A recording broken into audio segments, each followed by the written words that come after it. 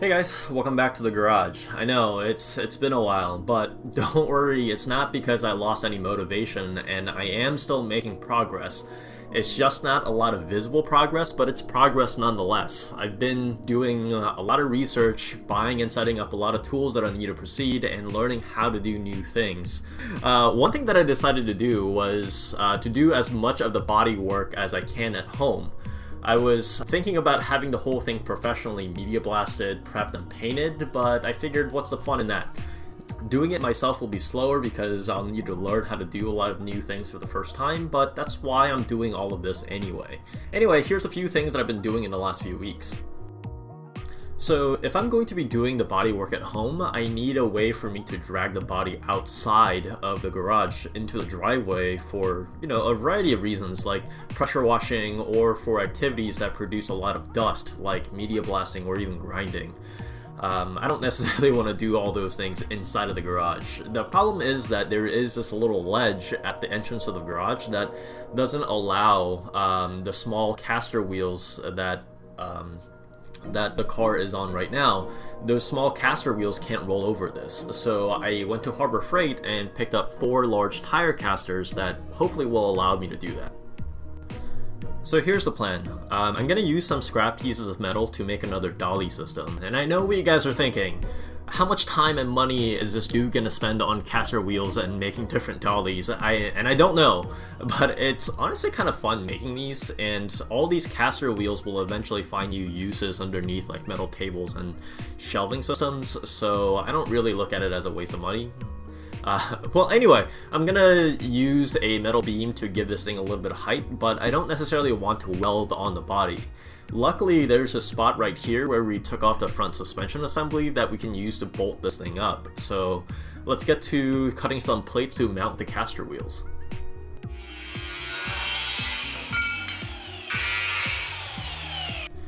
If you guys ever wanted to know what a $50 drill bit looks like, here it is. We need to punch some holes in this pretty thick plate to bolt the caster on, and the Lowe's employee swore by this one, so we'll give it a try. I guess I'll get some practice using my new drill press as well, and actually come to think of it, this bit was about as expensive as this drill press. And drilling holes in this plate was kind of a chore. I think this drill press was really made more for drilling holes in wood than metal because the whole thing felt a little flimsy when using it on metal. And it doesn't have a ton of power, so if you use a lowest speed setting, it will get the job done, but it really wasn't a smooth operation and it got stuck a lot. But the drill bit seemed to work pretty great, especially if you use a little bit of like a drilling oil. So now I need to make another 2 mounting plates that are going to bolt up to the body right here, and luckily there's a template that we can use to drill holes without having to measure. It's this small plate right here that comes with the suspension assembly. Using this as a template, we can make 2 more plates and then cut the beams so that the car will be about 2 feet off the ground, and now we have all the parts that we need. So now I need the help of a welder. Luckily, Danny, my neighbor, apparently lives the TIG life, his words, not mine, so let's go visit him. And Danny's nice enough to fire up his TIG machine and get to work while I stand around drinking cheap beer that I brought over. He apparently hasn't welded in a while, so he kindly asks everyone to not judge him on the appearance of these welds. But they look perfectly fine to me, and he's laying down really strong functional welds, so that's all we need. He did let me play around with a TIG for a bit, but it was getting late and I didn't want to be a bother. Hopefully I'll get a chance to learn more later. So here's how it looks all bolted up with the caster wheel. I do feel like I need to add a lateral beam so it doesn't flex so much side to side, but it works pretty well for just moving the car back and forth, which is all I need to do for now. The tires did need to be inflated up quite a bit so that there's less rolling resistance, but I think it's time to try dragging this thing outside. Well, this is one way to get the car out of the garage. Well, like I said, the sideways flex of the contraption is a little bit concerning, but it ended up working fine. I'm also kind of afraid of this thing rolling freely down the driveway, even with the back casters locked, so that's why I have these ramps here. The back of the car is still on smaller casters, so I can't pull it out completely, but even just having half of the car sticking out into the driveway will be really helpful in keeping most of the dust out of the garage. I want to figure out the best way to get this undercoating and paint off the car, and as you guys can see, I have a lot of surface area to get to, so it's worth experimenting. I got this new angle grinder from Milwaukee that I'm super excited about because I got sick of using the corded $17 one from Harbor Freight, but much more importantly, I got this easy strip disc from Blackhawk that I'm dying to try out. I've already used it to clean the metal bits to prep them for Danny to weld, and it worked extremely well to remove surface rust, but I'm excited to see what it can do to strip off undercoating and paint.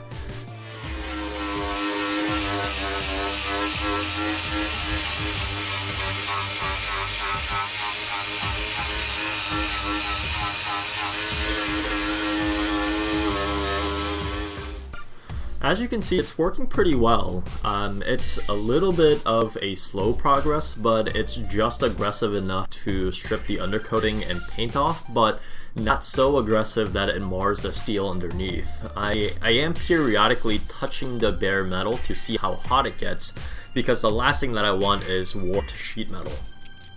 By the way, each of these things are about $6 a piece, so I'll let you know later if they're cost efficient. I do like this method, but let's try something else. So some of you have suggested checking out this air scraper from Harbor Freight, and apparently another YouTuber called Stuart Motoring recommended using this to remove undercoating. So I did check out his video on it, and it seemed to work pretty well. This was about 20 to 30 bucks at Harbor Freight, and for how inexpensive it is, I was surprised to find that it comes with a lot of different scrapers, but the one that comes pre-installed will most likely be fine. It's a really pretty simple tool. It recommends not exceeding 90 psi, so we'll just get the compressor adjusted, hook it up, and give it a go.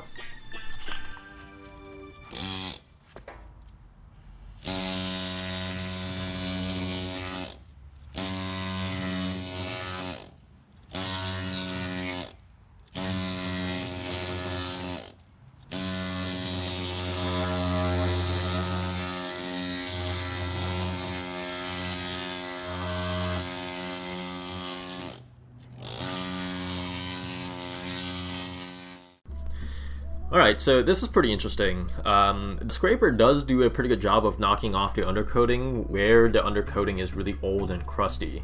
And it's actually really fun to use. It's not hard on your hands at all, and it's satisfying to kind of vibrate the undercoating loose. It does have some trouble getting through the undercoating where it's not as old and crusty and it still has that rubber-like texture, like the spot right here, but coming over or coming back over multiple times with a slightly higher pressure will eventually get all of it off. And the Stuart Motoring dude did mention that it's much easier to use this when it's cold outside, not when it's like 85 degrees like right now. And what it doesn't do, obviously, is get to the bare metal. It leaves the primer paint underneath still on the car, which may be a good thing or a bad thing depending on what you're trying to do. I don't necessarily want to go over all of the surface again with a grinder to get the surface completely stripped, so while this is fun, I think I'll keep this for other uses. And let's try something else. I ordered a bunch of these sanding discs from Amazon, and they came in a pack of 20 for about 30 bucks, so about $1.50 each. And in the pack were 4 different grits, 40, 60, 80, and 120. I'm slapping on the 40 grit, the most aggressive one, and let's see how it works. I'm hoping this works well because it's much cheaper than this easy strip disc that we tried first.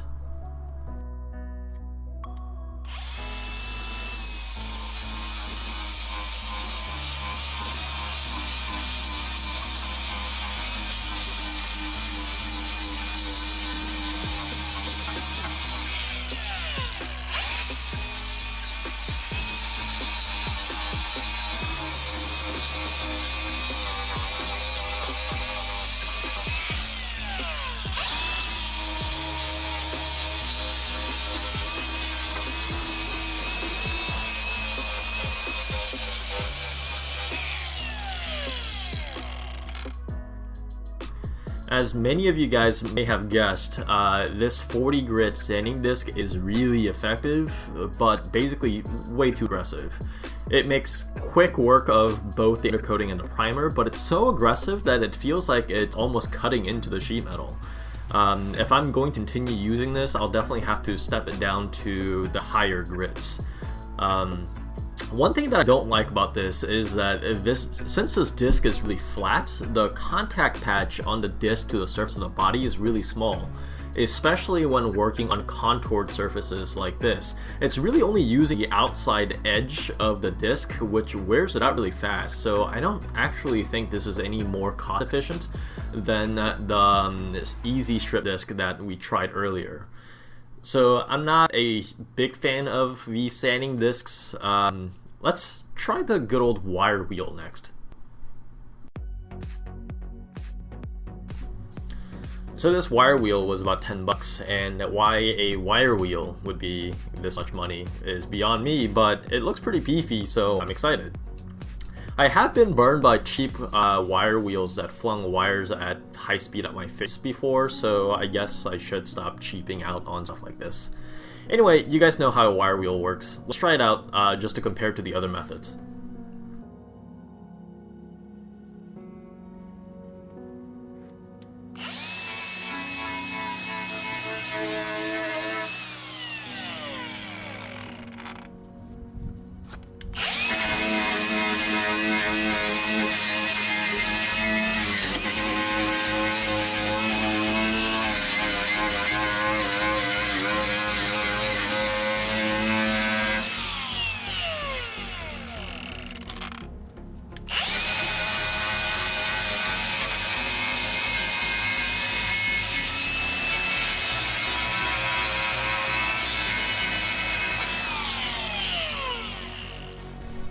So the wire wheel isn't as efficient at stripping flat surfaces as the easy strip discs or the sanding discs are, but it does actually have a really great advantage.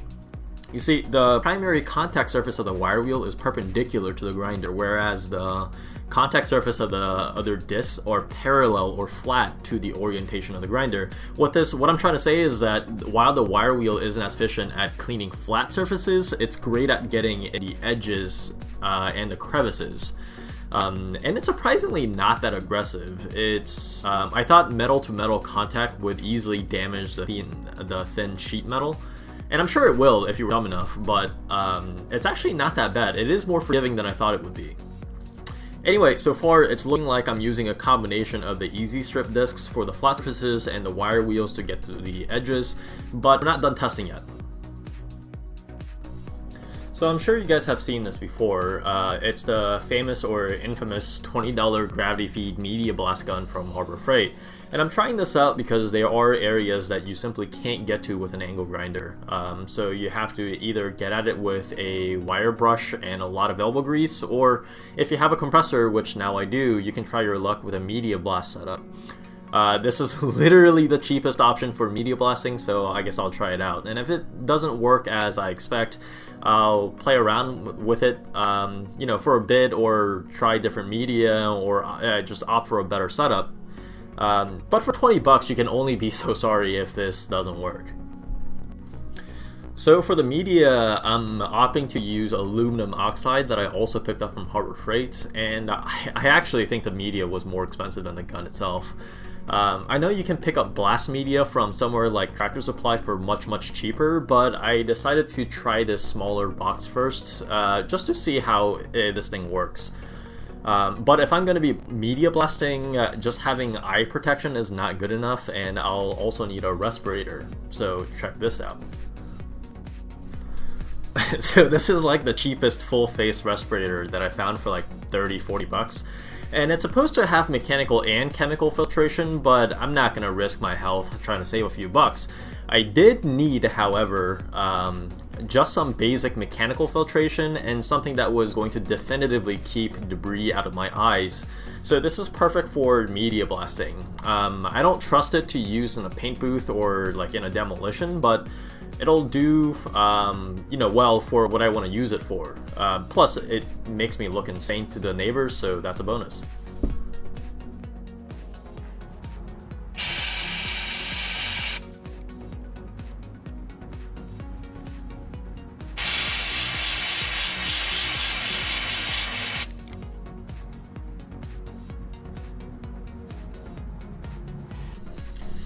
Okay, so in short, this really sucks. It sucks so much that I'm pretty sure I'm doing something wrong. So I'm running at 90 psi like I'm supposed to, and it's hooked up to a 27-gallon compressor that tanks air at 200 psi, so running this small gun for a few minutes shouldn't really be a problem, and yet, even with the flow nozzle turned all the way up, it's really not doing much. It's taking off the undercoating just a bit, but it's definitely not stripping the paint or the primer very well, and right now all it's doing is flinging media everywhere. This is not unexpected though, and that's why I work so hard to drag this frame outside. Anyway, I don't know if I'm not using aggressive enough media or if the gun is somehow set up wrong, but I'll keep playing around with it. It's not really doing much stripping, but it's at least knocking off loose rust and dirt. So maybe it will be still useful as is. By the way, if you're using, or if you're media blasting, wear a hat and some earmuffs to keep the dust out of your crevices. I'm still picking stuff out of my ears. I'm also not loving how fast it goes through media. I had the hopper full and I used it all up in maybe 2 minutes. So if you're considering this, know that this should only be used for spots that you absolutely cannot get to with a grinder. Unless you have a giant compressor and a way to gather and recycle the media that you're using, this is just not a great option for large surface areas. So I have one more thing that I want to try, and it's called a needle scaler. I've seen some people using it to clean up heavily rusted areas, and it was just sitting right next to the air scraper at Harbor Freight, so I decided to give it a shot. If it's terrible at removing undercoating, at least I can use it to clean up rust. It was about 25 bucks, so it's not that expensive either. And this is a pretty simple tool. Just put a couple of drops of oil in it, screw on a male connector, set the compressor to 90 psi, and you're basically ready to go.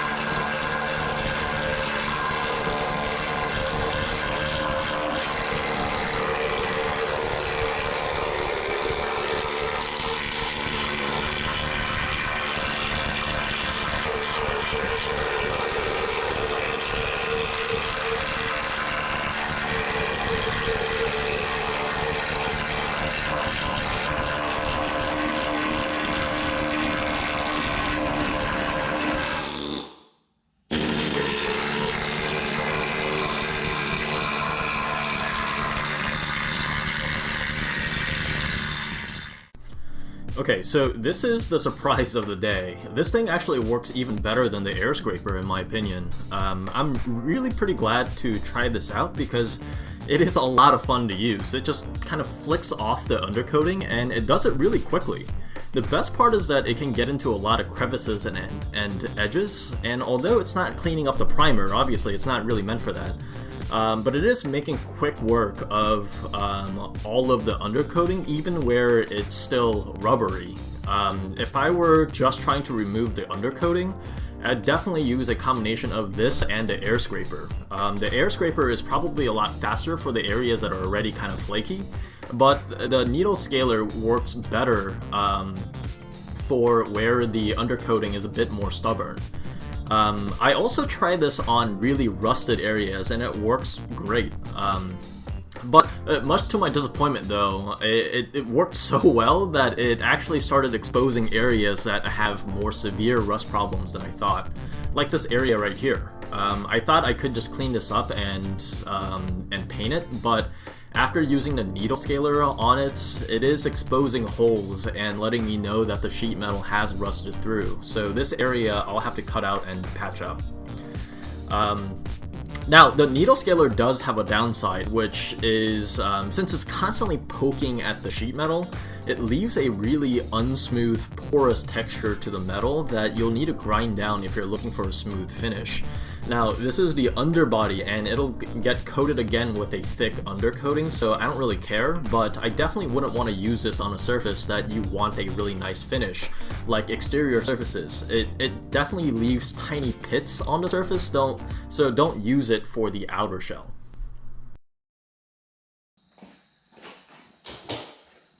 So that's it for this update.